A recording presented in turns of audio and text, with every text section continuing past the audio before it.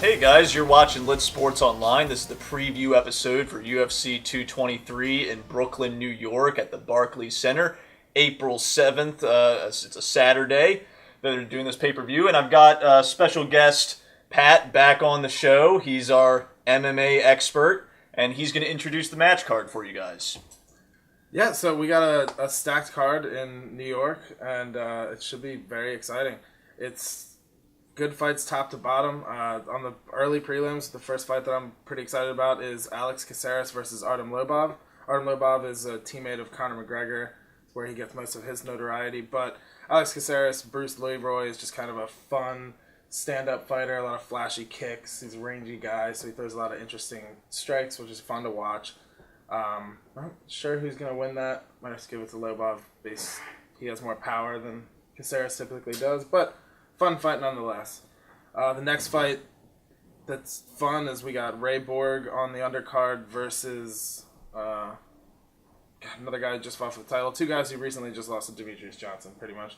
And they're fighting on the undercard.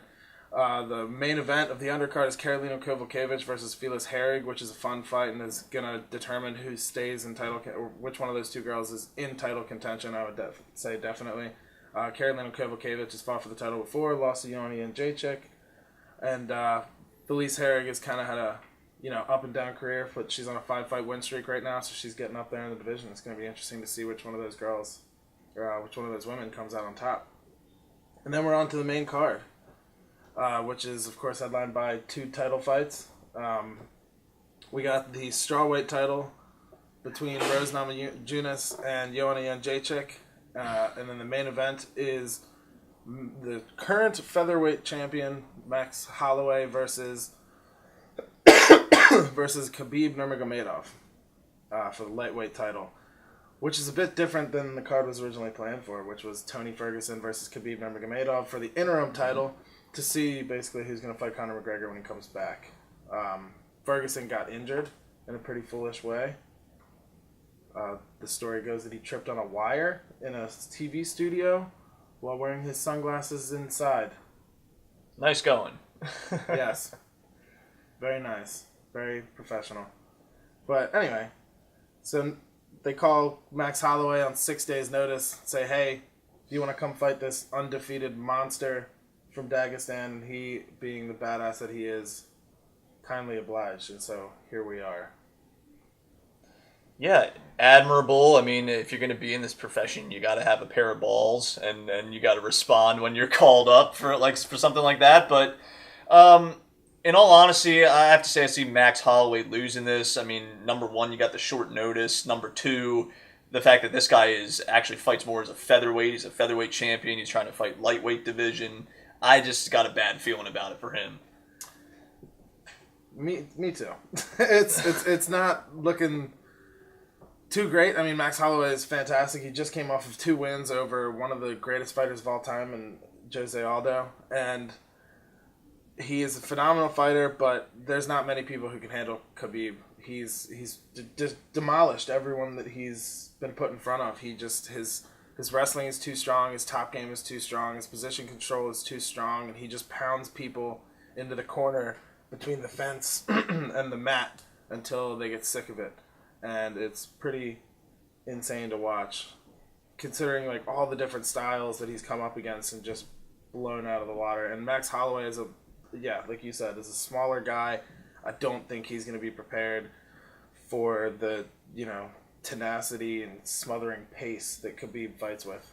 Yeah, I just got to see him as the underdog. I mean, he's a great fighter. I mean, don't get me wrong, but 6 days notice, you have to bump up a weight class and fight this monster guy. Like, it's going to be tough for him. Yeah, and Khabib is a big lightweight, too. Khabib is one of the larger guys in the 155-pound division and will eventually most likely go up to welterweight to fight at 170 pounds. And, yeah, I think that his top control and his, like I said, his smothering style, he just doesn't let up. He's just constantly moving forward, constantly putting pressure on you, constantly backing you up against the fence. Where Max Holloway is admittedly very, very good at defending the takedowns. Khabib doesn't get a lot of takedowns in like the open mat area. He tends to go for a takedown and then use it to push you up against the fence and then just like smush you into it from there and eventually drag you down to the mat. And Holloway is very good at defending that. We've seen him defend that against Jeremy Stephens, against Ricardo Lamas, but I don't think it's going to be enough against Khabib. Khabib is just too good. He's incredible. Sounds like we're in agreement on it. Yeah.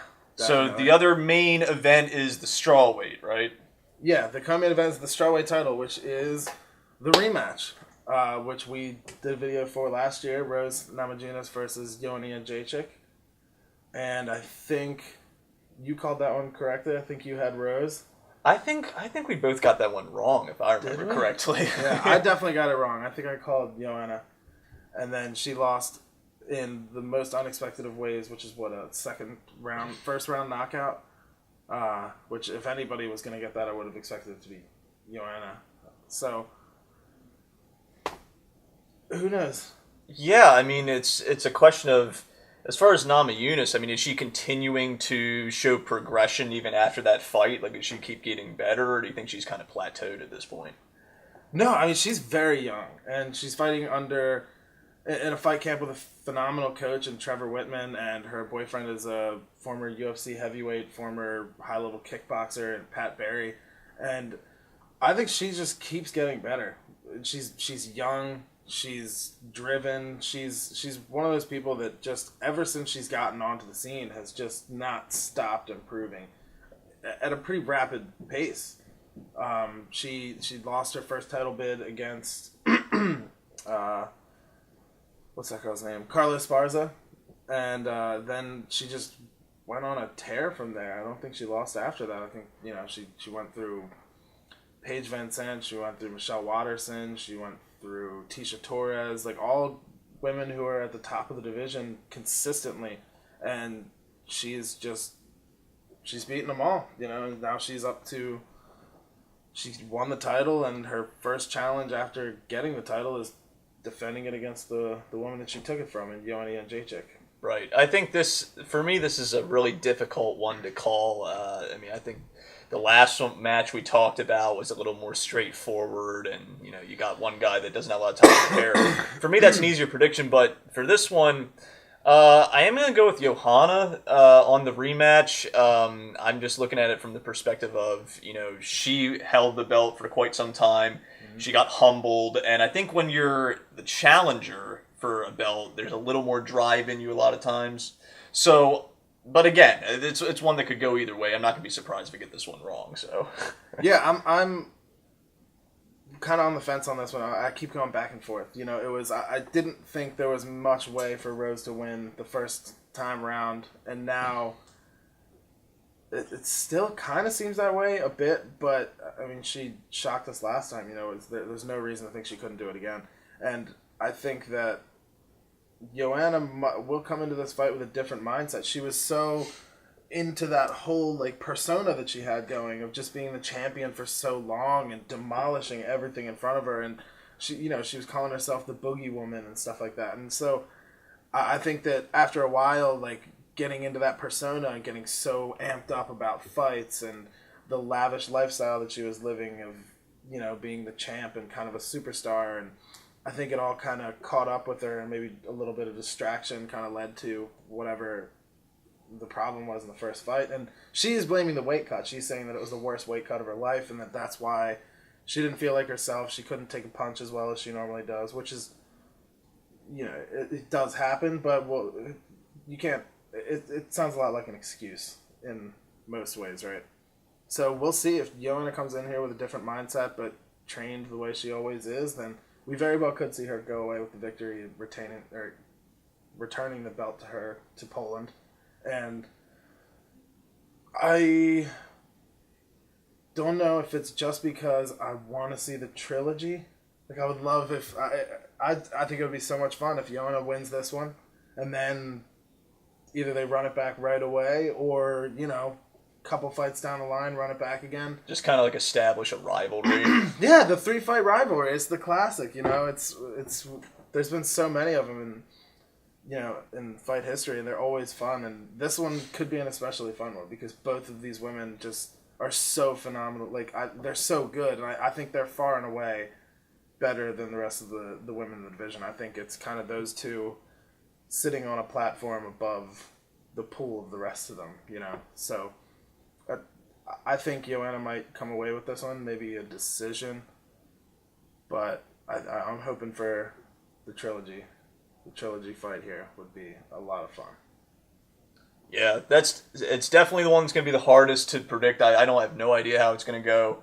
It should be a good watch. I don't know how many people watching intend on betting on these fights. This probably isn't one I'd put a big wager on, but yeah, there's not much I would bet on here. I mean, if you're feeling real frisky, maybe do Max Holloway as an underdog on Khabib, but you might be losing some money there. Who knows? Yeah. There's a lot of other good fights on the card too. There's, before we get to the co-main and the main event, we got Renato Moicano versus Calvin Kattar, which is Renato Moicano is kind of a guy who's been around for a little while. He got near the top and he lost. He beat a couple of the top guys and he lost to Brian Ortega, who's the consensus #1 contender in the featherweight division. He's fighting Calvin Kattar, who's a little younger dude. He's kind of up and coming. Biggest name he beat was Andre Fili out of Team Alpha Male, so that should be an interesting fight to see who's going to be up towards title contention in the featherweight division. Then we go to Michael Chiesa versus Anthony Pettis, which is a fun fight. Anthony Pettis, the former lightweight champion, coming back up to lightweight after a not so great time at featherweight. I can't remember if this is his first or second fight back up at lightweight, but nonetheless, it's the class where he belongs. Fighting Michael Chiesa, a guy who's kind of always at the bottom of the top 10, usually gets up towards the 5-6 opponent and then kind of loses and sticks where he's at, but great fighter nonetheless. It's kind of a striker versus grappler thing going on in that one, which I kind of enjoy, so that'll be an interesting one to see who wins. Might take Chiesa on that one. Pettis is a former champion. You never know. And then the first fight on the main card, which I think will be the fight of the night, Al Iaquinta versus Paul Felder. It's two guys who just walk forward and throw the hardest shots they can. They both love to stand up. They both have a propensity to knock people out. I feel like that's a script we've seen play out before in a lot of these matches. Yeah, it's always the most fun one to play out. It's because you just get two hard-headed people who are stubborn and are just going to walk towards each other until one of them falls down. I mean, that's kind of what most fans look for in a fight. So that's why they have it where it is. It's the first fight on the main card.